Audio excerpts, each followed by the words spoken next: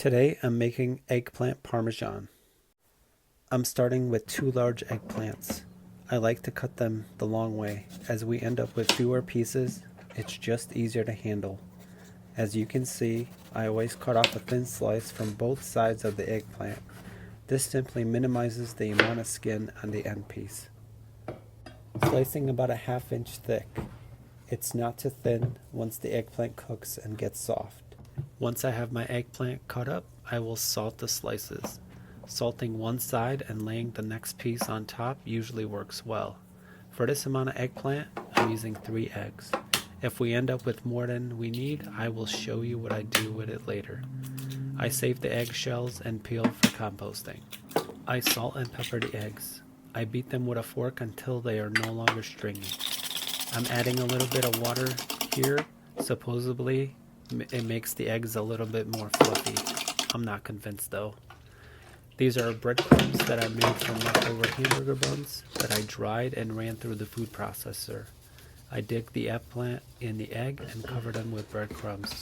Depending on how thick one likes breading, you can dip the eggplant twice. It makes for a thicker crust. I don't think I need it here. I'm doing it once. I'm just making sure that the breadcrumbs are stuck to the egg and that there is enough bread to make them look dry. I'm repeating the process until all of the pieces are covered. Once this is done, we can start frying.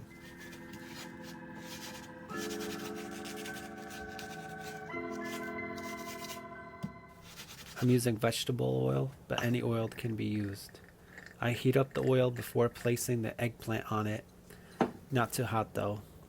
I only fry long enough until we get the color.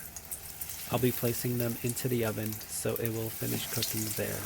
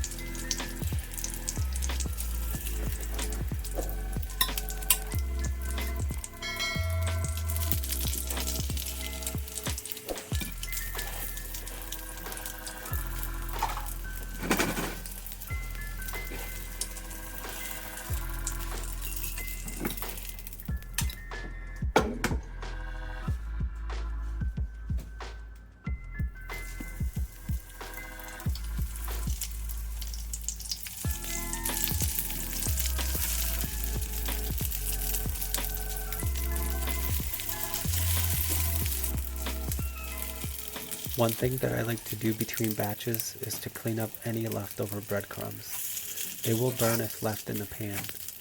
I simply repeat until all the eggplant is fried. I let them hang out on a wire rack to drain any excess oil. I like to use a can of crushed tomatoes for the sauce, although in reality any tomato sauce would work. This works well on pizza as well. The sauce is simple. A can of crushed tomatoes, about 2 tablespoons of oregano, 2 tablespoons of garlic powder, 2 tablespoons of pepper, and 2 tablespoons of salt. It takes a minute to mix it all in. Since the crushed tomatoes are already cooked, this makes it easy as no cooking is required. We can use the tomato sauce as is. For this amount of eggplant, I'm using an 8-ounce block of cheese. Most would agree that shredding your own is a better option. I'm assembling these like I would for the chicken parm. I lay them out separately on a cookie sheet. They are still a bit oily from the frying process. Just placing them on the sheet without any extra oil works well. I'm using a generous amount of tomatoes here, as they will provide the sauce when placed later over pasta. As you can see, the tomatoes are quite thick and are not too soupy. It stays on the eggplant quite well. The star of the show is Parm cheese. I use the cheap stuff as it mixes well with the tomatoes and creates a very tasty flavor. We don't need too much mozzarella cheese. A little will go a long way. The eggplant will cook down in the oven a little bit, so the ratio will change a bit. A small amount is good.